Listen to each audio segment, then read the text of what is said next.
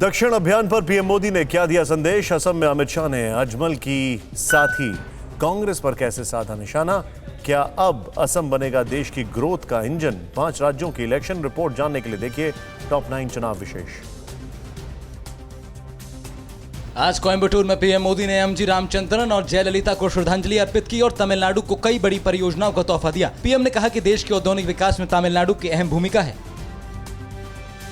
पुडुचेरी में चुनावी सभा को संबोधित करते हुए पीएम मोदी ने कहा, कांग्रेस झूठ के सहारे चलती है। पीएम मोदी ने राहुल के मछुआरों के लिए मंत्रालय वाले बयान पर तंज कसा और कहा कि 2019 में ही एनडीए ने ये काम कर दिया था।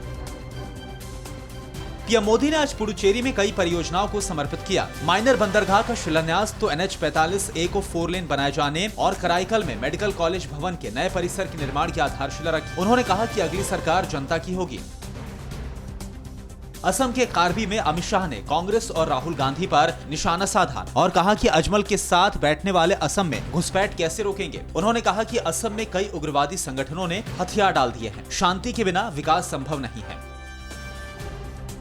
असम के नगांव में गृह मंत्री अमित शाह ने एक मेगा रैली को भी संबोधित किया। उन्होंने कहा कि असम में बीजेपी की यात्रा तभी पूरी होगी जब असम नॉर्थ ईस्ट के अन्य राज्यों के साथ जीडीपी में सर्वाधिक योगदान देने वाला राज्य बनकर उभरेगा। असम में अमित शाह ने नौगांव के महामृत्युंजय मंदिर के प्राण प्रतिष्ठा समारोह में शिरकत की। इस बीच मंत्रोच्चारण के साथ अमित शाह की मौजूदगी में शिवलिंग की प्राण प्रतिष्ठा की गई। महामृत्युंजय मंदिर के शिवलिंग की ऊंचाई 126 फीट है।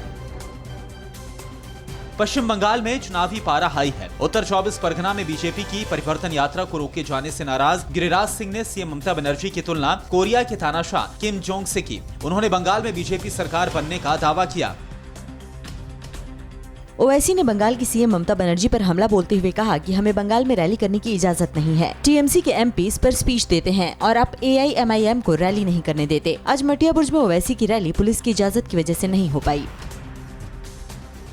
ममता बनर्जी के भतीजे अभिषेक बनर्जी ने उत्तर 24 परगना के मथुआ की सभा को संबोधित करते हुए कहा, CBI, ED, इनकम टैक्स जो लगाना है लगा दीजिए, गला घोट देंगे तो भी जय बांग्ला ही निकलेगा।